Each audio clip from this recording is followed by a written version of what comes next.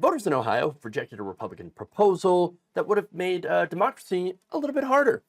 Specifically, issue 1 would have increased the threshold for passing future constitutional amendments from a simple majority to a 60% supermajority. Again, making it harder to pass ballot measures. So now, the defeat, of course, of issue 1 maintains the current simple majority requirement for passing these amendments. So now, look, a lot of people have correctly looked at this issue as how it relates to abortion rights, reproductive rights. So look, since the end of Roe, some states have voted on ballot measures to change the state constitutions aimed at protecting reproductive rights. Some, of course, in red states have tried to pass more restrictive anti-abortion amendments to their constitutions. Other states have tried to nullify some of those older things that had went back into effect after the end of Roe v. Wade.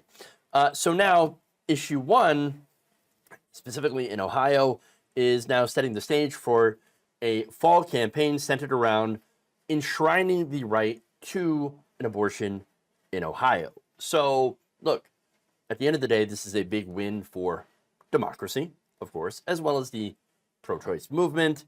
And, of course, on the side against democracy, other Republican politicians were like, no! Wait, what's wrong? You guys said, the right wing said, hey, look, we're gonna overturn Roe and we're gonna send it back to the states.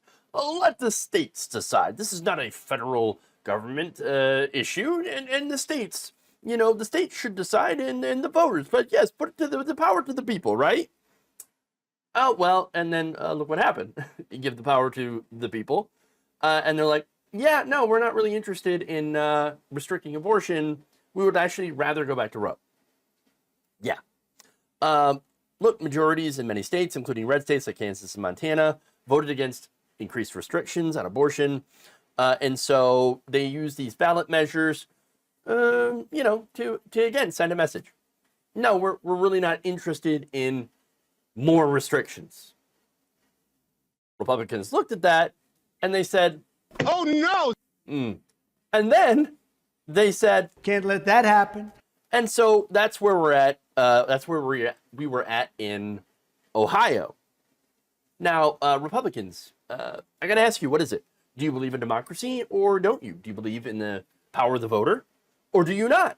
Because it seems like when you're trying to do supermajorities, make it so that you need a supermajority to get a ballot measure done, but then you don't believe in democracy. Then you believe that a very, very tiny amount of people should be able to block the majority, which again, not democratic. Look, this was nothing more than a power grab, plain and simple, and they lost, and now their asses are showing. It's pretty great. And yet, I'm going to go to the AP. There's been a lot of excuses, a lot of cope, a lot of seething. Look, Republicans, they've already begun to blame, wait for it, voter fraud, because of course they did. Of course. While other Republican officials, including Republicans that had sponsored this, they explained away the loss by saying that they didn't have time to explain the measure's virtues to the voters. We didn't have time to spin how taking power away from you, voters, will actually help you voters. See, we didn't have time to explain it to you dum-dums. You dumb people, you stupid rabble. No, I think they got it. And I think they said, hell no to your attempts to take away their power. So now 2 points, right? Which I think is really funny. The Republicans say, well, we didn't have time. You guys planned this. First of all, you got rid of the August election. You scrapped it and then brought it back for this with not a lot of time. Well, that was you. You guys planned this. You did this. You built this. Blaming it on the timing and not having enough time. Absolutely hilarious when you guys are the ones that engineered this. Now, secondly, when it comes to the message, Republicans dumped about $2 million from some specific groups. For example, Protect Women Ohio dumped about $2 million on ads promoting issue 1. So I'm going to show you one of those ads here, and you're not going to be shocked that instead of talking about abortion, they use that as an opportunity to attack trans people. You promised you'd keep the bad guys away, protect her. Now's your chance. Out-of-state special interests that put trans ideology in classrooms and encourage sex changes for kids are hiding behind slick ads. Don't be fooled. You can keep this madness out of Ohio classrooms and protect your rights as a parent by voting yes on August 8th. And there it is. So they planned and ran this campaign, and of course, ran it against trans people and drag queens, spending millions of dollars in what is essentially an attempt to do a naked power grab. And then when they lose, they cry and say, oh, we didn't have time to explain why we should have more power and why you should have less power. Oh, not only that, but again, here's another epic fail, this time Fox News. Now, he will say, I'm moderate Joe, but that is just not how people are seeing it in practice. And the left is going to be shocked when they get the election results and say, wow, oh, people are really concerned about this transgender issue and children. They think that they're going to have to then go out and send other reporters to go into the country and do all these investigative reports about, wow, what do people really think? Oh, yes, people are going to be shocked. You know, people care about this transgender issue. No, they don't. No, that's not a major issue unless you're brain dead.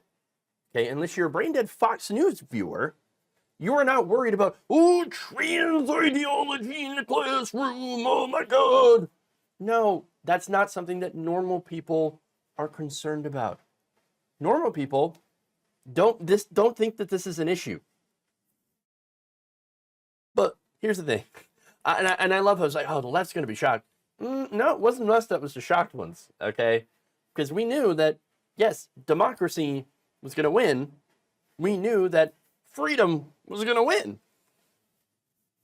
But understand that this is how dumb Republican politicians and their media puppets think the voters are. Even in places, you know, that are red states like Ohio, I mentioned before, Kansas, Kentucky, these states, they decided not to go more draconian on abortion. So it turns out that that's not a winning issue, and neither is railing against transgender people. Look, this election, like many of the others, proves that that voters overwhelmingly like having bodily autonomy, and they like democracy. You know, being able to make decisions in how they're governed, and have continued to not buy the constant right-wing fear-mongering about transgender people.